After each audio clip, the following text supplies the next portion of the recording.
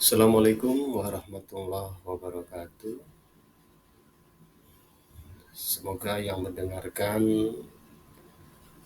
narasi video ini selalu dalam keadaan sehat, dalam keadaan baik, dan semoga urusan hari ini bisa dilaksanakan dengan baik dan lancar.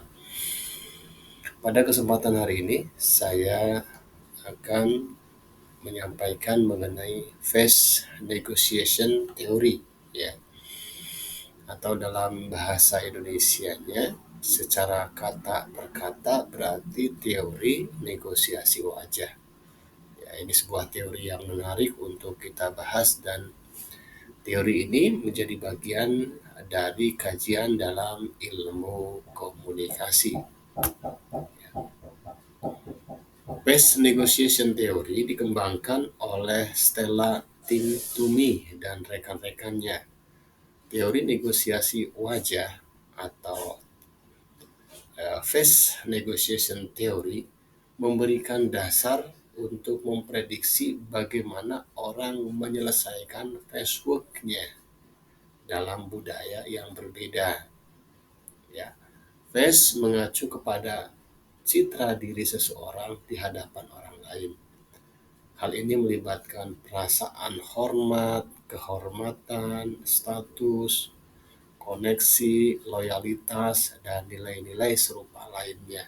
Ya, jadi, phase mengacu pada citra diri seseorang di hadapan orang lain.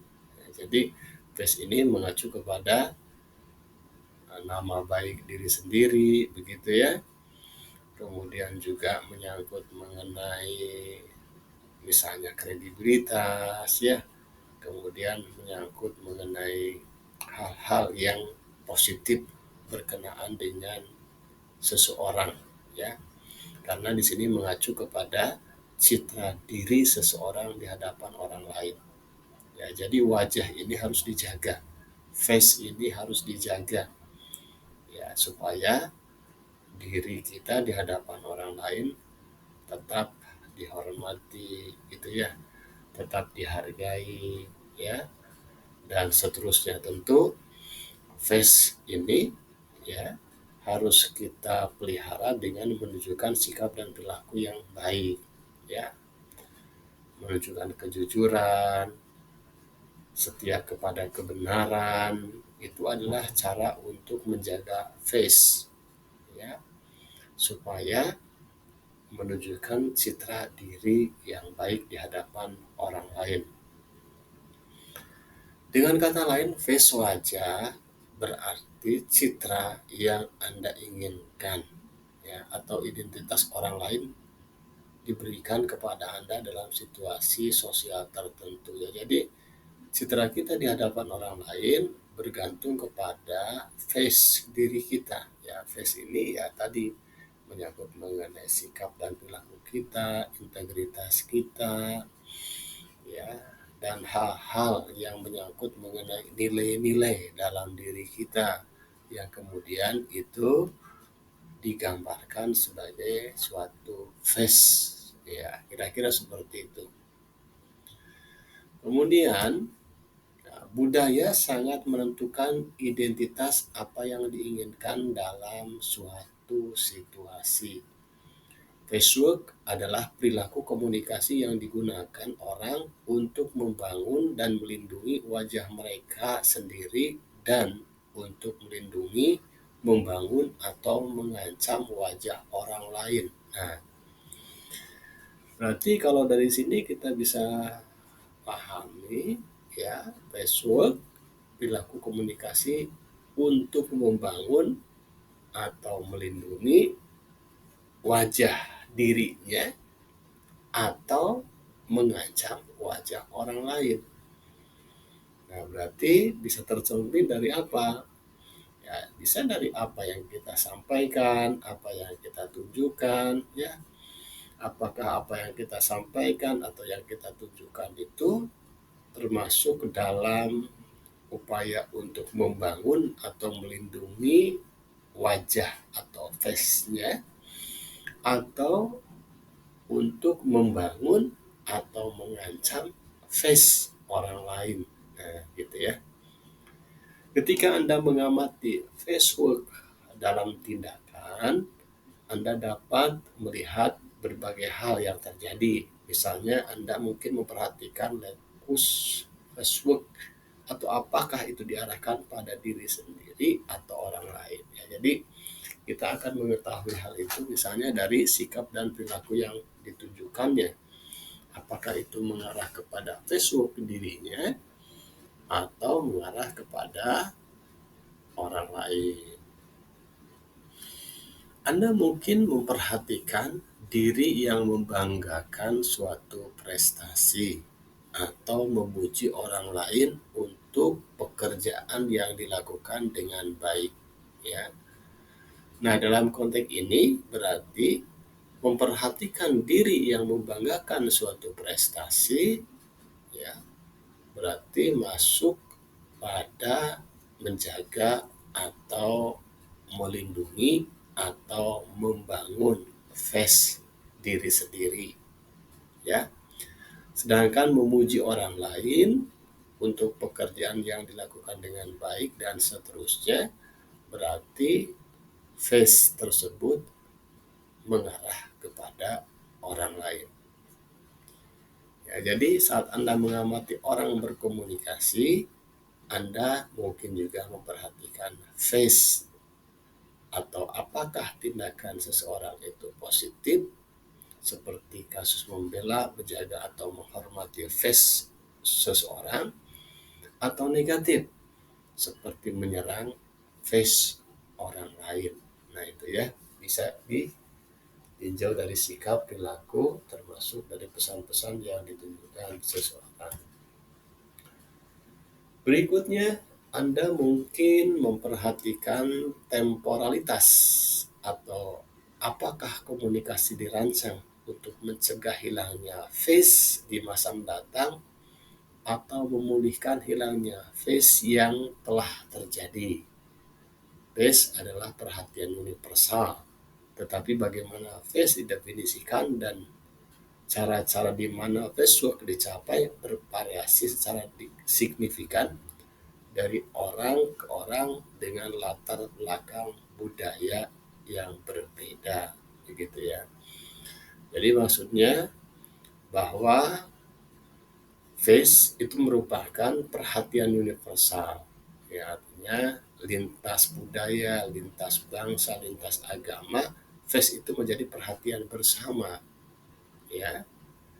Kemudian face dari masing-masing orang itu bisa bervariasi, bisa berbeda secara signifikan mengacu kepada latar belakang budayanya, gitu ya.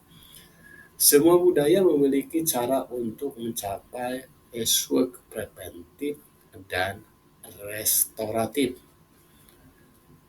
Facebook preventif melibatkan komunikasi yang dirancang untuk melindungi seseorang, ya, dari perasaan yang mengancam pribadi atau kelompok. Jadi face preventif ini sifatnya untuk mencegah atau melindungi perasaan diri sendiri atau orang lain. Caranya dengan menunjukkan sikap dan perilaku seperti apa, ya. Nah, ini dalam konteks kehidupan kita dalam menjunjung nilai-nilai budaya, menjunjung nilai-nilai agama. Ya, penting sekali kita untuk melindungi face diri kita, sekaligus juga face orang lain, ya. Selama memang tujuannya untuk hal-hal yang baik, ya, dengan menunjukkan sikap dan perilaku yang baik, ya. Ini menjadi penting untuk kita lakukan supaya penilaian orang terhadap diri kita juga positif, ya. Sebaliknya kita juga harus menjaga face orang lain supaya, ya, aib mereka bisa tidak diekspos, ya, atau tidak sampai diketahui oleh orang banyak, padahal itu hal yang sangat privasi atau hal yang memang tidak perlu diketahui oleh orang banyak gitu ya. Jadi kita perlu menjaga nama baiknya atau face-nya. Dan tentu saja kita pun hendaknya senantiasa untuk menjaga face kita dengan menunjukkan sikap dan perilaku terbaik di hadapan orang lain melalui berbagai cara ya. Jika Anda perlu membahas masalah dengan atasan Anda, misalnya, Anda mungkin mulai dengan mengatakan, "Saya tahu Bapak atau Anda sangat sibuk dan saya minta maaf mengganggu." Nah, ini adalah cara yang terkait dengan apa tadi? Terkait dengan password preventif ya, untuk melindungi perasaan orang lain ya, dalam hal ini perasaan bos, supaya bos merasa dirinya tidak terganggu oleh kehadiran kita misalnya ya, maka pernyataannya seperti tadi ya, misalnya apa, "Saya tahu Anda atau Bapak sangat sibuk dan saya minta maaf mengganggu," begitu ya. Kemudian juga ada password restoratif ya, dirancang untuk membangun kembali face seseorang setelah kehilangan. Nah, jadi setelah seseorang mengalami sesuatu yang disebut sebagai password ya, yang katakanlah yang negatif begitu, atau menimbulkan citra diri yang negatif di hadapan orang, maka perlu kita memahami apa yang disebut dengan password restoratif ini, atau untuk membangun kembali password yang telah hilang gitu ya.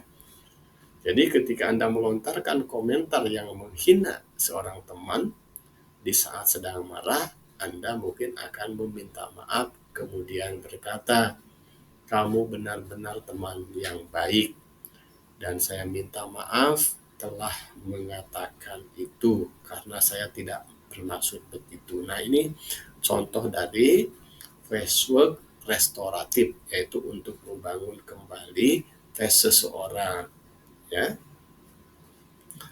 Nah, selanjutnya ya, face biasanya menjadi masalah dalam situasi konflik.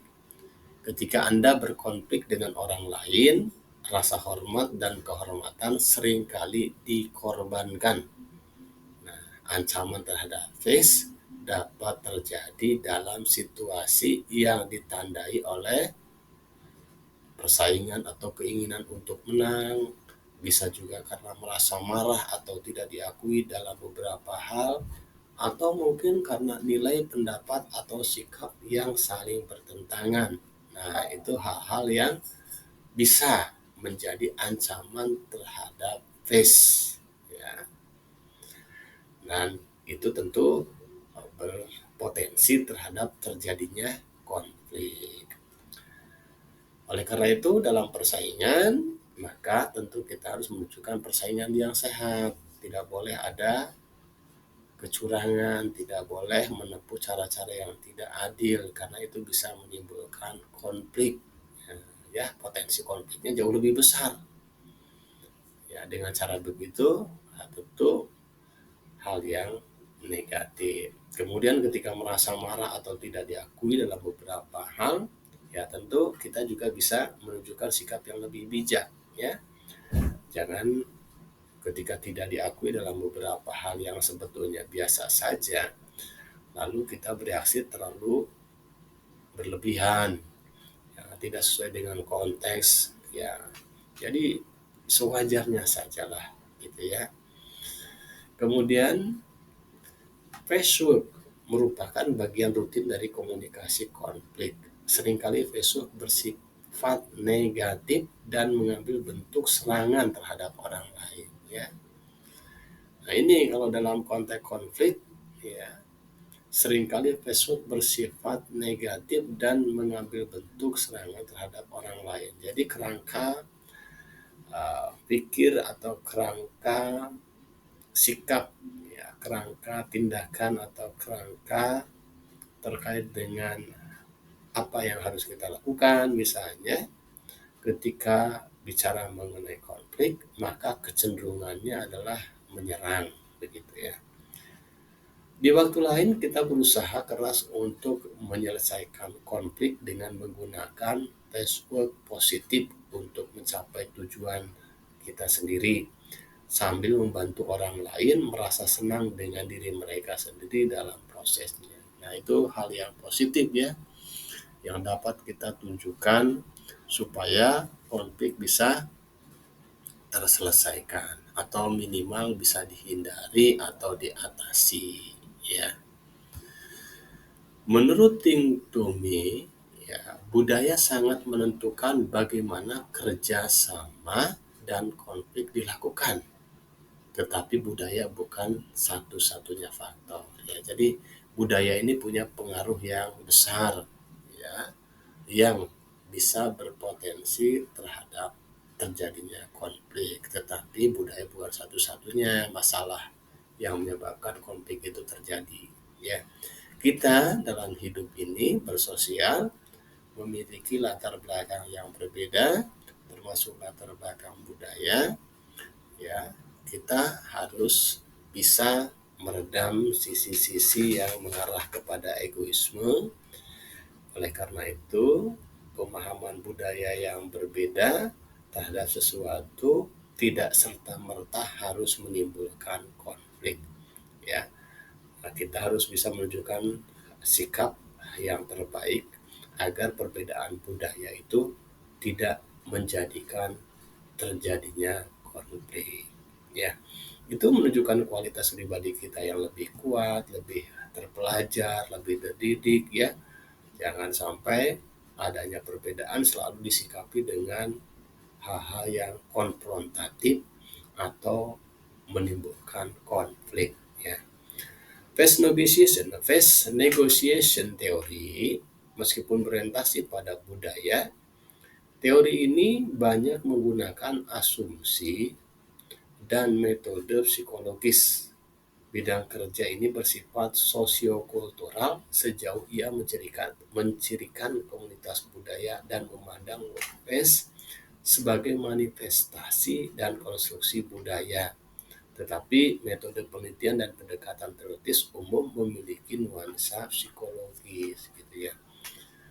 Ya, jadi bisa kita pahami di sini ya, meskipun berorientasi pada budaya tetapi lebih banyak berkenaan ya dengan asumsi dan metode psikologis dalam konteks sosial yang terkait dengan pemahaman terhadap teori ini dalam implementasinya ya. Face negotiation theory benar-benar membawa dimensi budaya ke tingkat individu dengan mencoba memprediksi bagaimana Anda akan mengelola face berdasarkan budaya, sifat pribadi, dan faktor situasional Anda ya.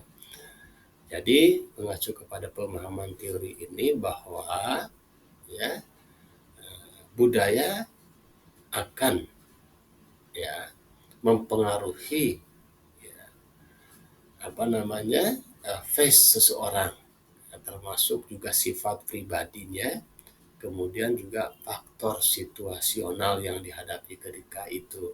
Tetapi harus kita pahami ya, kapanpun dimanapun kan begitu ya, latar belakang budaya apapun, janganlah semua itu membuat kualitas diri kita menjadi pribadi yang lebih buruk gitu ya.